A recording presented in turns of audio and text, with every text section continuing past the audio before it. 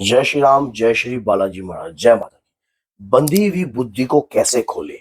अगर आपकी बुद्धि बंधन में है या बुद्धि के ऊपर कोई ऐसी शक्ति बिठाई गई है जिसके बारे में आप नहीं जानते हो, और उस बुद्धि के पहले ये बुद्धि जो थी वो ऐसे काम करती थी, चाहे वो व्यापार में हो, चाहे कारोबार में हो, या किसी के व्यक्ति के प्रति कुछ भी कार्य करने के प्रति कुछ भी उसको ज्ञान देना, कोई बात करना, तो अच्छे तरीके से बुद्धि विवेक जो था आपका काम करता था। लेकिन अब कुछ समय से ऐसा हो गया है कि जैसे मेरी बुद्धि का बंधन किया गया है, मेरी बुद्धि में सुइयां चुभती हैं, मेरी बुद्धि में माइग्रेन जैसा दर्द महसूस होता है, आधे शरीर हिस्से के अंदर दर्द सा बना रहता है। रिपोर्ट में जब जाते हैं, करवाते हैं, तो रिपोर्ट में कुछ नहीं आता है। ऐसी बहुत जगह भी हम जा चुके हैं जिसके कारण बुद्धि जो है मानो काम नहीं करती है। कुछ समय से मानो थोड़ा याद रहता है, फिर भूल जाते हैं, गजनी जैसा महसूस होता है। समझ गए? तो अगर कुछ शॉर्ट मेमोरी हो जाती है, मान लो कुछ भूल जाते हो, बात बात में ये चीज यहाँ रखनी थी, यहाँ रखनी थी, मान लो कुछ भी चीजें जो है, लेन देन का हिसाब जो है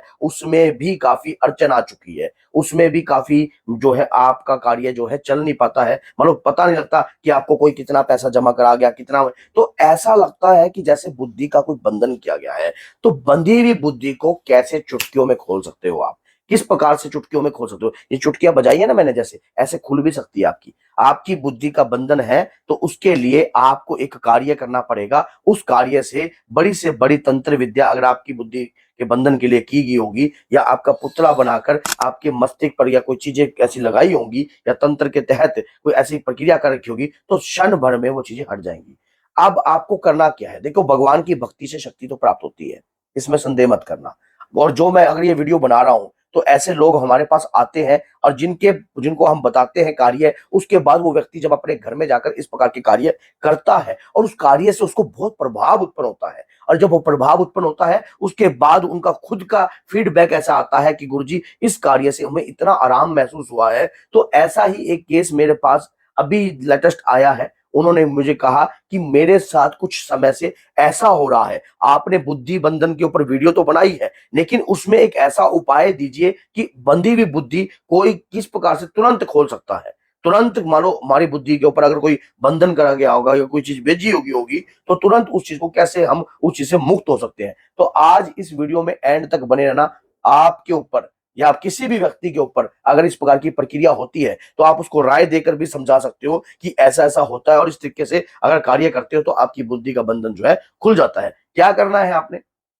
एक जटा वाला नारियल लेना है। एक जटा वाला नारियल लेना है। उस नारियल को आपने क्या करना है, जैसे कि उस नारियल को छील लीजिए। छीलने के बाद नारियल मिल जाएगा आपको। उस दौरान आपने हनुमान जी के श्री चरणों में नारियल अर्पण करना है। नारियल अर्पण कर लिया। अब प्रार्थना करनी है कि हे बजरंग बली, हे बाबा, मेरी बुद्धि का बंधन हुआ हुआ है। शरीर में ऐसा महसूस होता है कि जैसे कि कोई सुइयां जो है शरीर में गाड़ दी गई है। अब हनुमान जी के पंचमुखी रूप का ध्यान कीजिए। हनुमान जी का जो पंचमुखी रूप है ना, वो माया का भक्षण करने वाला रूप है। मानो माया नहीं चलती उस रूप के आगे। बड़ी से बड़ी माया, बड़े से बड़ा तंत्र जो है उस रूप स्वरूप के आगे विफल हो जाता है।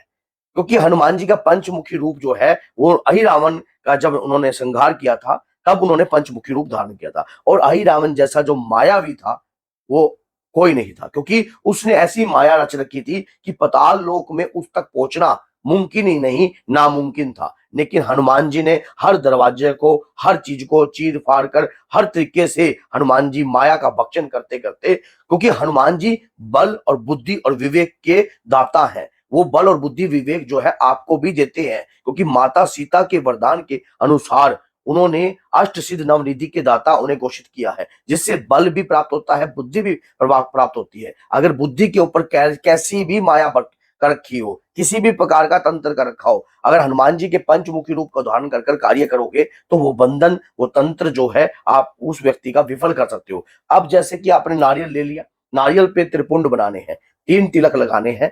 तीनों तिलक लगाकर आपने इस प्रकार से, उसके दौरान उस नारियल को जब आपने हनुमान जी के श्री चरणों में रखा है, अब उसमें एक आपने क्या करना है, जैसे कि अदरक कूटने वाला या कोई ऐसी हथौड़ी हो जिससे नारियल के 2 टुकड़े हो जाए। मान लो बीच में से नारियल फट जाए, मान लो बीच में ही नारियल को फोड़ना है आपने, मान लो, ताकि नारियल के 2 टुकड़े हो जाएं। इस तरीके से तो क्या होता है, वैसे तो अदरक कूटने वाला जो होता है उससे भी हो जाते हैं, और कोई हथौड़ी होती है तो उससे भी आप बीच में से जैसे मारते हो तो 2 टुकड़े हो जाए। अब वो कब करना है? जब आप हनुमान चालीसा का पाठ करते हो, उसमें कहता है बल बुद्धि विद्या देव मोहि हरु कलेश विकार। इस चौपाई का जाप करके कि हे प्रभु, बल बुद्धि विवेक मुझे दो, और मेरे अंतर के जितने भी क्लेश हैं, जितने भी मेरे अंतर में विकार हैं, चाहे वो तंत्र के हों, चाहे वो मंत्र के हों, चाहे क्रियाकल्प के हों, चाहे उर्त रूप की क्रिया करी हो, या किसी भी प्रकार से या अघोर क्रिया करके वो क्रिया मेरे ऊपर बिठाई गई हो, तो हे प्रभु, बल बुद्धि विद्या देव मही हरु कलेश विकार। इस प्रकार से करते करते आपने कम से कम इस नारियल को अपने ऊपर से 21 बार मारना है क्लॉकवाइज। बल बुद्धि विद्या देव मही हरु कलेश विकार, बल बुद्धि विद्या देव मही हरु कलेश विकार, बल बुद्धि विद्या देव मही हरु कलेश विकार। इस प्रकार से आपने कार्य कर लिया।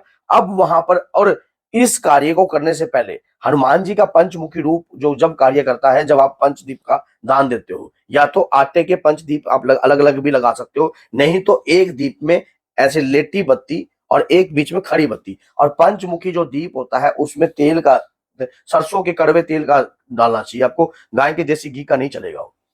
लगाकर उसके बाद आपने इस प्रकार से कोई भी अज्ञात शत्रु, जो भी शत्रु के बारे में आप जानते नहीं हो, मानो जिसने किसी ने भी आपके ऊपर क्रिया करी है, क्रियाकलाप बिठाया है, ऐसे अज्ञात शत्रु का ध्यान करना है कि हे हनुमान जी महाराज, हे वीर बजरंगी, मैं उस अज्ञात शत्रु का ध्यान कर रहा हूं जिसने मेरे ऊपर किसी भी प्रकार का लेन देन के तहत या किसी कारोबार के तहत मेरे ऊपर कोई भी क्रिया बिठाई हो या कोई भी तंत्र किया गया हो, तो आज इसी प्रक्रिया के द्वारा उस तंत्र का भक्षण कर दीजिए, उस तंत्र को स्तंभित कर दीजिए।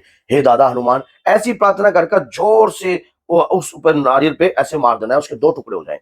अब टुकड़े हो गए।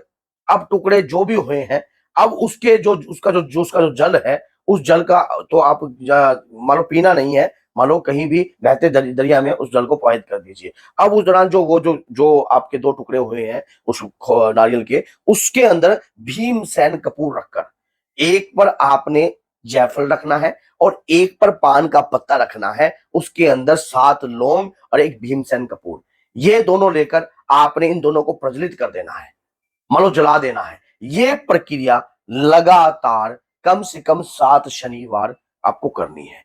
मैं कह रहा हूं, कितनी से बड़ी तंत्र विद्या आपके ऊपर करी गई हो, कैसी भी करी गई हो, क्योंकि हनुमान जी का अगर पंचमुखी रूप का आह्वान भी किया जाता है ना, दुष्टों का नाश करने के लिए, तो हनुमान जी की कृपा उस व्यक्ति के साथ, उस भक्त के साथ सदैव होती है। क्योंकि जब आपको पता है कि पाताल लोक में जब ले गया था अहिरावण, भगवान राम और लक्ष्मण भैया को, तब एकदम ऐसा माहौल बन गया था। ये क्या हुआ? तब हनुमान जी ने ये नहीं देखा कि क्या है, तुरंत धरती को चीरते हुए पाताल लोक पहुंच गए।